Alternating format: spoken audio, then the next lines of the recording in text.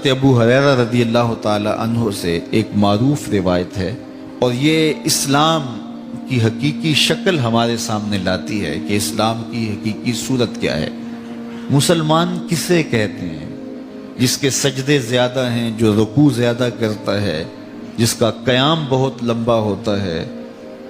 یہ بھی خوبیاں ہیں ایک بندہ مومن میں ہونی چاہیے۔ اللہ کے حضور نیاز مندی کا انداز اسے اختیار کرنا چاہیے۔ لیکن یہاں جو ارشاد فرمایا گیا، حضور علیہ السلام نے ارشاد فرمایا مسلمان وہ ہوتا ہے جس کے ہاتھ اور زبان سے دوسرا مسلمان محفوظ رہے، زبان سے تیر نہ برساتا رہے۔ بعض لوگ اس ذوم میں کہتے ہیں جی میں سچا ہوں، اور سچ بڑا کڑوا ہوتا ہے، اور ہر وقت وہ کڑواہٹ ہی پھیلاتے رہتے ہیں۔ سچ بھی بولنا ہے تو کسی کا دل نہ چیرو، کسی کو تکلیف نہ پہنچاؤ۔ میرے حضور علیہ السلام صحابہ کی تربیت کیا کرتے تھے، اور وہ حضور کی اولاد کی طرح تھے۔ فرمایا انما انا لکم مثل الوالد، میں تمہارے لیے باپ کی جگہ پہ ہوں۔ تو باپ اپنی اولاد کو جھڑک بھی لیتا ہے، سخت بات بھی کر لیتا ہے، لیکن کوئی ماجرا ہوتا تو میرے حضور سختی نہ فرماتے، کسی کا نام لے کے نہ کہتے، بلکہ فرماتے بعض لوگ ایسے ایسے کرتے ہیں، انہیں ایسے ایسے نہیں کرنا چاہیے۔ تو یہ تھا میرے حضور کا اخلاق۔ تو اسلام محبت کا نام ہے، اسلام پیار کا نام ہے، حسن سلوک کا نام ہے، باہمی محبت اور الفت کا نام ہے۔ بلکہ حضور نے اسلام کا کتنا خوبصورت تعارف کروایا۔ آج دہشت گردی کے نام سے اور کس کس ناموں سے اسلام کو مطعون کیا جاتا ہے، جبکہ اسلام تو وہ امن کا دین ہے، وہ محبتوں کا دین ہے کہ فرمایا والمومن من امنہ الناس علی دمائہم و اموالہم۔ مومن وہ ہے جس سے لوگوں کے مال اور لوگوں کی جانیں محفوظ ہوں۔ یہ مومن کی پہچان ہے، وہ کسی کی آبرو میں دخل اندازی نہیں کرتا، کسی کی اموال نہیں لوٹتا، لوگوں کی زندگیوں سے نہیں کھیلتا۔ ایک انسان کا قتل کرنا پوری انسانیت کا قتل کرنے کے مترادف ہے۔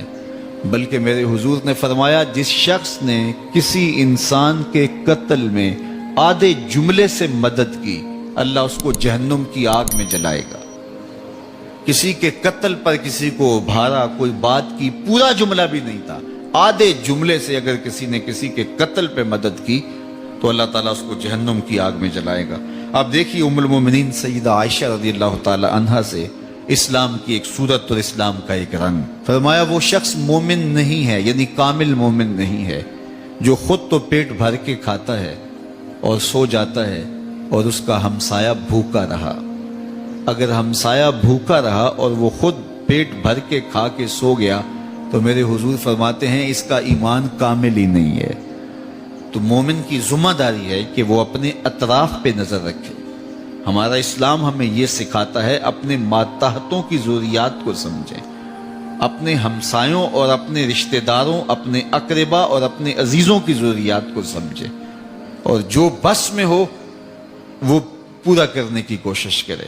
تو جو شخص نمازوں پہ نمازیں پڑھتا ہے، روزوں پہ روزے رکھتا ہے، ہر سال عمرہ اور حج کرتا ہے، لیکن اس کے رشتہ دار بھوک میں تڑپتے رہتے ہیں، اس کے ہمسایوں کے یہاں کھانے کے لیے نان شبینہ بھی میسر نہیں ہے، تو فرمایا کہ وہ شخص کامل مومن نہیں ہو سکتا، ایمان کی حلاوت اور مٹھاس نصیب نہیں ہو سکتی اسے، جو رات پیٹ بھر کے گزارے اور اس کا ہمسایہ جو ہے وہ بھوک میں تڑپ رہا ہو۔ تو ہمیں جو صورت دی گئی، اسلام کا جو ہمیں تعارف دیا گیا، اسلام کی جو شکل ہمارے سامنے ان مختلف احادیث سے آئی، وہ یہ ہے کہ اسلام ہمدردی کا دین ہے، اسلام امن کا دین ہے، اسلام محبت کا دین ہے، اسلام باہمی موافقت اور موانست کا دین ہے، اسلام ایک دوسرے کے احسان